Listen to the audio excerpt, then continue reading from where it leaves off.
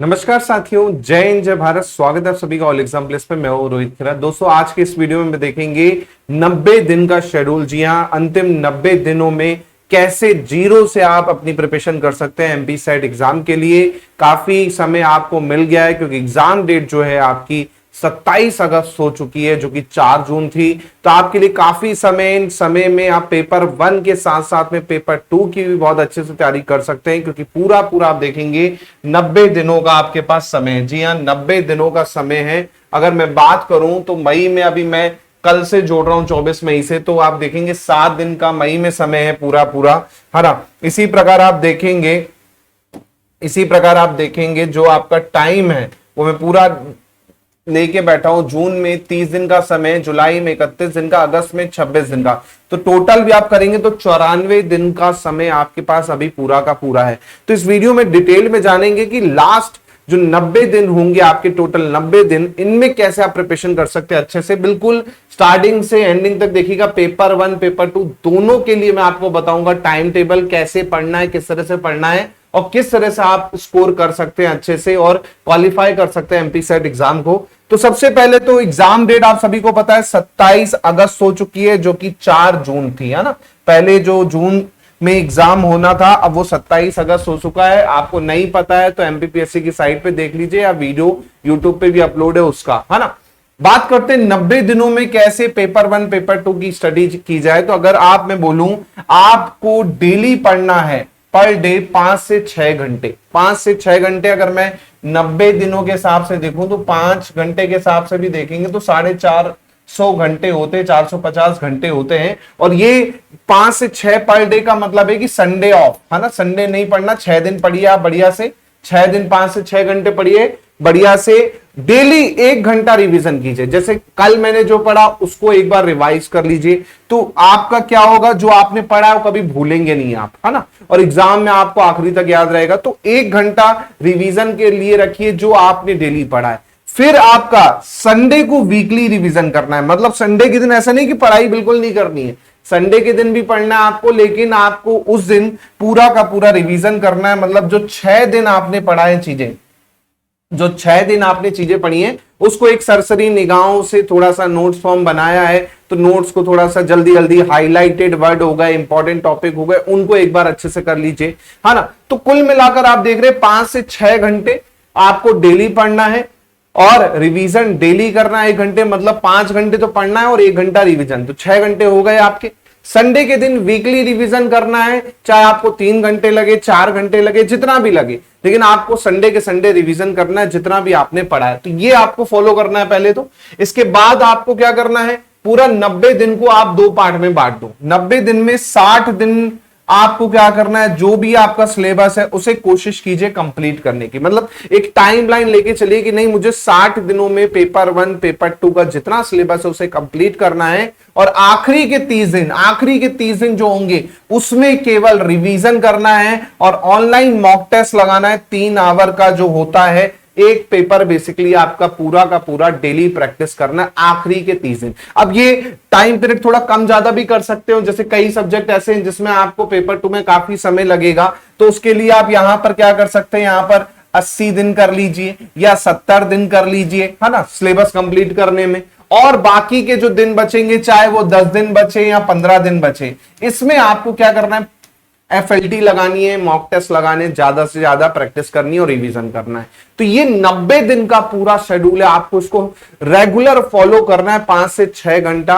अगर ये आप कर लेते हैं ना, तो इवन आपका यूजीसी का एग्जाम भी, जो अब दिसंबर वाले साइकिल में आएगा, क्योंकि जून वाले का तो एग्जाम 13 जून को, उतना टाइम नहीं है, लेकिन ये फॉलो अगर कर ले तो आपका यूजीसी नेट भी क्वालिफाई हो जाएगा। इतना मैं गारंटी दे रहा हूं आपसे, अगर ये रेगुलर 90 दिन का चैलेंज आपने ले लिया, है ना। इसी प्रकार अगर मैं आगे बात करूं, इसमें आगे बात करूं, जैसे पेपर 1 और पेपर 2 की बात करता हूं। पेपर 1 की अगर मैं बात करता हूं तो पेपर 1 में देखिए क्वांट सेक्शन जो है काफी बच्चों को दिक्कत देता है, जो कि मैथ वाला पार्ट है, रीजनिंग वाला पार्ट है, ये काफी बच्चों को दिक्कत देता है, क्योंकि बहुत सारे ऐसे स्टूडेंट्स हैं जो ह्यूमैनिटी बैकग्राउंड से आते हैं, आर्ट्स बैकग्राउंड से आते हैं, कॉमर्स से आते हैं, तो उनको मैथ रीजनिंग में थोड़ा सा दिक्कत होती है ना। तो इसमें आप क्या कर सकते हैं, 1 से 1.5 घंटे या 2 घंटे आप डेली दीजिए।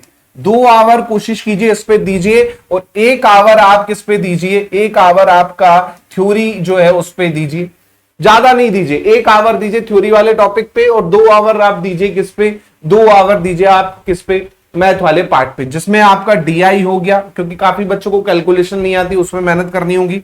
कई बच्चे मैथ्स में कमजोर हैं भाई, कोई भी टॉपिक आ गया मैथ्स का, मान के चले टाइम एंड वर्क आ गया, पाइप एंड सिस्टम आ गया, कोई भी टॉपिक आ गया मैथ्स का, तो उसमें आप फंस जाते हो, परसेंटेज में परसेंटेज निकालने नहीं बनता, तो थोड़ा सा यहां पर प्रैक्टिस लगेगी। सेम रीजनिंग में कई ऐसे क्वेश्चंस हैं, जैसे डायरेक्शन के क्वेश्चन हो गए, ब्लड रिलेशन के क्वेश्चंस हो गए, है ना, एनालॉजी के क्वेश्चन हो गए, नंबर वाले या लेटर वाले, वहां पर प्रैक्टिस की नीड है ना।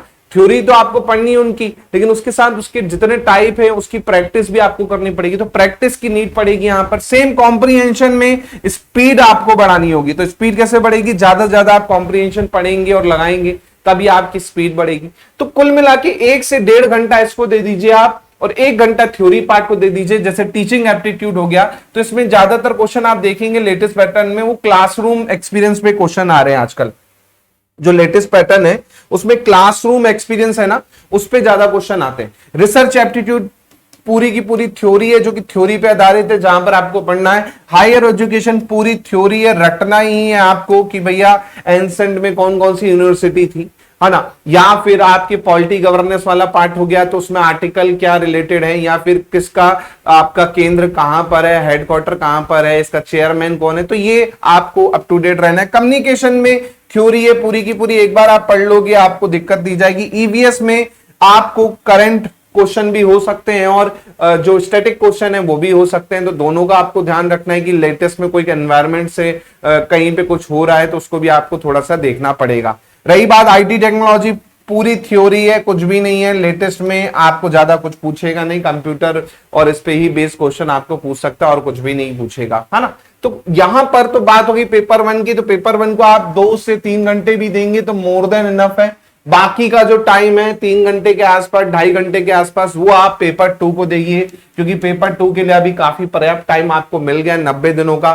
फॉर एग्जांपल मेरा जैसे मैथ्स का पेपर है ना, मेरा सब्जेक्ट मैथ्स है और इलेक्ट्रॉनिक है ना, मेरा 2 सब्जेक्ट से मैंने दिया है ना, इलेक्ट्रॉनिक और मैथ्स से। तो मैथ्स के लिए मुझे प्रैक्टिस बहुत करनी पड़ती है, क्वेश्चन बहुत सारे लगाने पड़ते हैं। सेम इलेक्ट्रॉनिक्स के लिए भी मुझे काफी चीजें पढ़नी पड़ती है थ्योरी में, जैसे ईडीसी हो गया, बहुत थ्योरी सब्जेक्ट है, उसको पढ़ना पड़ता है। साथ में जो दूसरे सब्जेक्ट हैं उसके लिए मुझे न्यूमेरिकल लगाने पड़ते हैं। वैसे ही आप क्या है, 10 यूनिट है, तो 10 यूनिट में ज्यादा से ज्यादा थ्योरी पढ़ें और उसके एमसीक्यू लगाएं, ज्यादा से ज्यादा थ्योरी पढ़ें और उसके क्या लगाने हैं आपको, एमसीक्यू लगाने हैं। जितना ज्यादा एमसीक्यू लगाओगे, जितना ज्यादा प्रैक्टिस करोगे, उतना ज्यादा आप क्या होगे, कॉन्फिडेंस बढ़ाएगा और आपका सिलेक्शन के चांसेस बढ़ेंगे। रही बात पेपर 2 में, पेपर 2 में आप क्या कर सकते हैं, यूजीसी के क्वेश्चंस लगा सकते हैं, है ना, दूसरे स्टेट के जो सेट एग्जाम होते हैं उसके क्वेश्चंस लगाते हैं। जैसे हाल ही में राजस्थान सेट एग्जाम हुआ था, उसके लगा सकते हैं। हाल ही में महाराष्ट्र सेट का एग्जाम हुआ था, उसके क्वेश्चन लगा सकते हैं। वेस्ट बंगाल सेट का एग्जाम हुआ था, उसके क्वेश्चन लगा सकते हैं। मतलब जो भी सेट का एग्जाम हो रहा है ऑल ओवर इंडिया, तो उसके क्वेश्चन आप उठा लीजिए, वो लगाइए। जरूरी नहीं आपको बुक ही लेना पड़े भाई, क्वेश्चन तो आपको कहीं से भी मिल जाएंगे, है ना, वो लगाइए। साथ में अपने चैनल पे भी आपको एमसीक्यू सीरीज के रूप में वीडियो लेक्चर भी आने वाले हैं, हर टॉपिक वाइज में चालू कर रहा हूं, जिसमें आपको पेपर 1 पेपर 2 दोनों के जो इंपॉर्टेंट सब्जेक्ट है उनके टॉप 10 क्वेश्चन, टॉप 20 क्वेश्चन की सीरीज आपको देखने को मिलेगी, तो वो भी आप देख सकते हैं, है ना। रही बात आपके सब्जेक्ट्स की, तो सब्जेक्ट्स में क्या क्या है, सिलेबस क्या है, वो आपको ऐप पर मिल जाएगा। तो इतना आपको करना है भाई साहब, इतना आपको करना है, तब जाके आपका एमपी सेट का एग्जाम बढ़िया तरीके से क्लियर हो जाना है। साथ में अगर आपको लगता है कि भाई पेपर 1 की तैयारी हमें से नहीं हो पा रही, मैथ रीजनिंग अच्छे से समझ नहीं आ रहा, समझाने वाला चाहिए, तो भाई पेपर 1 का आपके लिए मैं बहुत बढ़िया कोर्स लेके आया हूं। जी हाँ, केवल और केवल 999 रुपए में, 999 रुपए में पेपर 1 का कंप्लीट कोर्स 1 ईयर की वैलिडिटी के साथ। देखिए 1 ईयर की वैलिडिटी के साथ में है, तो आप यूजीसी नेट और दूसरे स्टेट के सेट एग्जाम अगर आप देना चाहते हैं, जैसे राजस्थान का तो अभी हुआ फिलहाल में, लेकिन बाकी स्टेट्स के एग्जाम भी देना चाहते हैं तो आप दे सकते हैं। साथ में यूजीसी में भी ये कोर्स आपको काफी हेल्प मिलेगी, खासकर आपका जो डीआई में दिक्कत जाती है बच्चों को, मैथ्स में दिक्कत जाती है, रीजनिंग में दिक्कत जाती है ना, ये टॉपिक ऐसे हो जाएंगे आपके कि आपको दोबारा सोचने की जरूरत नहीं पड़ेगी। और बाकी टॉपिक में भी थ्योरी प्लस एमसीक्यू में आपको कवर करवा रहा हूं, तो वो भी आप अच्छे से कर सकते हैं, बस एक बार कोर्स देख सकते हैं, है ना। आपको कोई डाउट लगता है तो तो आप मुझे इस नंबर पे व्हाट्सअप करके पूछ सकते हैं। ये मेरा नंबर है पर्सनल, इस पे आप व्हाट्सअप करके अपनी डाउट को क्लियर कर सकते हैं अगर कोई भी एग्जाम रिगार्डिंग डाउट लगता है। रही बात आपके पेपर 2 की, तो पेपर 2 के लिए जितना ज्यादा होगा प्रीवियस ईयर क्वेश्चंस लगाइए और ज्यादा सेट एग्जाम से रिलेटेड जो क्वेश्चन आपके हो चुके हैं अलग स्टेट में वो लगाइए, तो आपको लेटेस्ट में क्वेश्चंस भी मिल जाएंगे और आपको दिक्कत भी नहीं जाएगी, है ना। इसके साथ साथ मैं आपको बता देता हूं और इसमें सिलेबस जो है वो क्या है। जैसे मैं पेपर 1 का पूरा डिस्कस कर चुका हूं ऑलरेडी कि भाई टीचिंग एप्टीट्यूड में जो इंपॉर्टेंट टॉपिक है, कैरेक्टरिस्टिक है टीचर की, स्टूडेंट की, है ना। इसमें आप अपने छोटे से नोट्स बना लेंगे तो और अच्छा रहेगा आपको रिवीजन पॉइंट ऑफ व्यू से, है ना। और प्रैक्टिस क्वेश्चन जो होंगे ज्यादा आपको करने हैं, मैंने बोला एमसीक्यू ज्यादा लगाना है ना। क्विज ज्यादा लगाइए। ऐसे ही सेकेंड वाले में आपके जो टॉपिक है मेथड ऑफ रिसर्च पे काफी क्वेश्चन आते हैं, टाइप ऑफ रिसर्च पे, डिफरेंस बिटवीन मेथड और एग्जांपल पे, है ना। इसमें भी शॉर्ट नोट्स अगर आपको तैयार करने हैं वो पीडीएफ के फॉर्म में, तो ऐसे मैंने दे दिए पीपीटी के फॉर्म में शॉर्ट नोट्स जो आप पढ़ सकते हैं, है ना। इसी प्रकार रही बात रीडिंग कॉम्प्रिहेंशन की, तो इसमें ज्यादा क्वेश्चन पढ़ेंगे तभी आप क्या कर पाएंगे, तो प्रैक्टिस इंपॉर्टेंट है रीडिंग कॉम्प्रिहेंशन में। रही बात कम्युनिकेशन की, तो कम्युनिकेशन में देखिए बेसिक कम्युनिकेशन क्या है, टाइप कम्युनिकेशन क्या है, बैरियर क्या है, प्रोसेस क्या है, ये सब, और साथ में जो डेफिनेशन दी गई है अलग अलग स्कॉलर्स के द्वारा, ये आपको पढ़नी है, ये आपको कवर करना है। सेम आप देखेंगे यूनिट 5 जो कि रीजनिंग है और साथ में मैथ्स है, तो इसमें आपको कॉन्सेप्ट पढ़ना पड़ेगा भाई, मेहनत करनी पड़ेगी। ऐसा नहीं कि आप डायरेक्ट कर पाओगे, मेहनत करनी पड़ेगी। रीजनिंग में प्रैक्टिस करनी पड़ेगी, कॉन्सेप्ट समझना पड़ेगा। सेम मैथ्स में कॉन्सेप्ट के साथ प्रैक्टिस दोनों करनी पड़ेगी, है ना। इसी के साथ साथ लॉजिकल रीजनिंग में भी आपको ज्यादा प्रैक्टिस करनी पड़ेगी, है ना। इसी प्रकार डाटा इंटरप्रिटेशन में भाई आपको क्या आना चाहिए, मैथ्स आना चाहिए। मैथ्स में कुछ टॉपिक हैं जैसे परसेंट आना चाहिए, एवरेज आना चाहिए, रेशियो आना चाहिए, है ना। तो ये ऐसे टॉपिक हैं, अगर ये आते हैं तो आप आसान तरीके से क्या कर सकते हो, क्वेश्चन सॉल्व कर सकते हो, है ना। इसी प्रकार आप देखेंगे आईटी एंड टेक्नोलॉजी, तो आईटी एंड टेक्नोलॉजी में आप देखेंगे जो भी आपकी बेसिक बुक रखी है उससे पढ़ लो, 10वीं क्लास की तक के जो कॉन्सेप्ट है कंप्यूटर की वो पढ़ लो।